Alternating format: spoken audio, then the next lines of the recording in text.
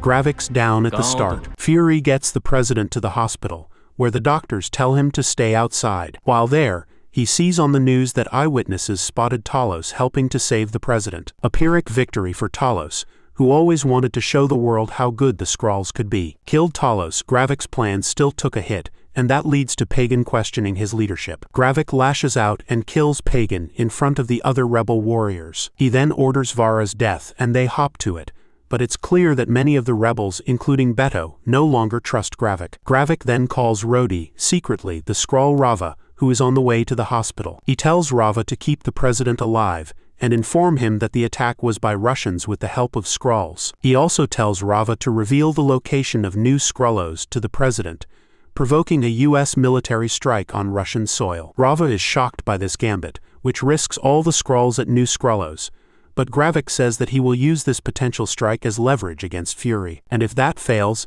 then they will all just have to sacrifice themselves for the greater good. At the hospital, Fury is waiting for Rhodey Raava, pulling a gun on the Skrull spy. However, Raava reveals that she leaked the video of Fury killing Maria Hill to the press, and that now makes Fury the most wanted man on the planet. Fury has no choice but to leave the hospital, with Rhodey threatening to unleash the entire Secret Service on him if he ever gets near the president again. Sonia's back and Gravik's losing control. Sonia Falsworth in London, where she meets her boss, Director Weatherby. She outs the director as a Skrull, and forces him to reveal the location of Dr. Rosa Dalton, the scientist who's running Gravik's super Skrull experiments. Beto and some of the other warriors approach Gravik. While they're talking, Raava calls Gravik and informs him that the president is out of surgery. As he's talking on the phone, the rebels gang up on Gravik and try to kill him. But with his skills and his new powers, Gravik takes them all down. Beto is the last one left, and he publicly executes him as a show of strength. Beto dies, telling Gravik he's nothing but a monster. Fury heads to a safe house in Brixton,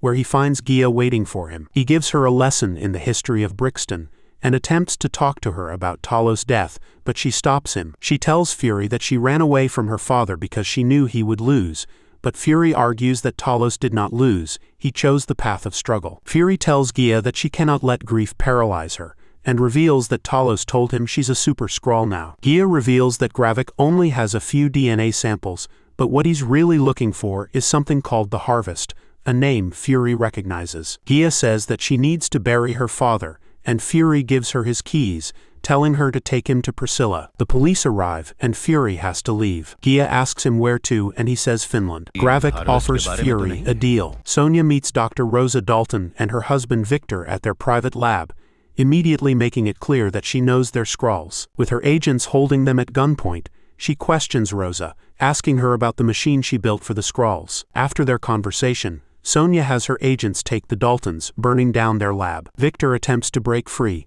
putting a gun to Rosa's head and threatening to kill her, but Sonia calmly shoots him instead. Gia takes Talos's body to Priscilla's home, where she finds the older Skrull waiting for Gravik's rebels. At first, she thinks Gia is working for Gravik, but she tells her who she really is, asking for help to bury her father. Back at the hospital, the president is awake, and Rhodey meets with him, telling him that the Skrulls are working with Russia and that he's received corroborating evidence from Sonia. Rhodey shows the president the location of new Skrullos and says that they need to destroy it, promising the support of the other NATO powers. The president is hesitant, as a strike on Russian soil would mean the start of World War III, but Rhodey convinces him to do it, saying that a Skrull invasion would mean the extinction of humanity. Gravik calls Fury, offering him a deal. He tells the old spymaster about the strike, and says that he will call the whole thing off if Fury brings him the Harvest in person. Fury clearly anticipated this, as he's already catching a flight on a private jet to Finland. After some witty banter,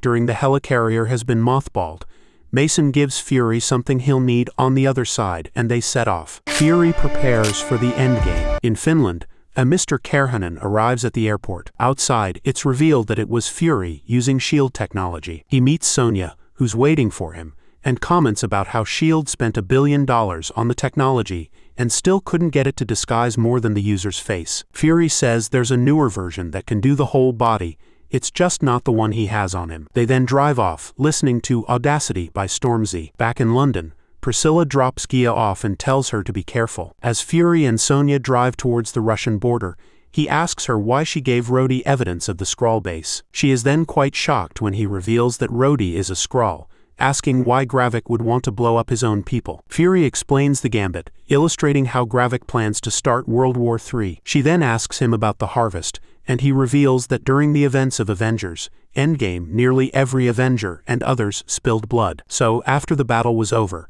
Fury sent a secret team of Skrulls to collect that DNA, led by Gravik. He speculates that's probably when Gravik came up with his plan to make Super Skrulls. In other words, Fury really is responsible for the whole mess that's happened, and that's the real reason why he came back. They arrive at a graveyard, where Fury leads Sonia to the grave of Colonel Nicholas J. Fury. Apparently, Fury has a few fake graves around the world, and this is the one where he hid the harvest. Sonia asks him again why he doesn't call the Avengers. Fury says that this is personal, and that they can't keep depending on superheroes to save the day. He truly believes that none of them can defend the world. He can. He says that the only power he has was planted between my ears by a single mother, and wrapped around his finger by a woman who's far greater than he could ever hope to be. Sonia asks him why he chose to leave the harvest in Finland, and Fury says he and Priscilla honeymooned there, revealing to her that his wife is a Skrull. Fury then retrieves the harvest, and Sonia asks him if he's really going to just hand it over to Gravik. Fury gives a cryptic response as always,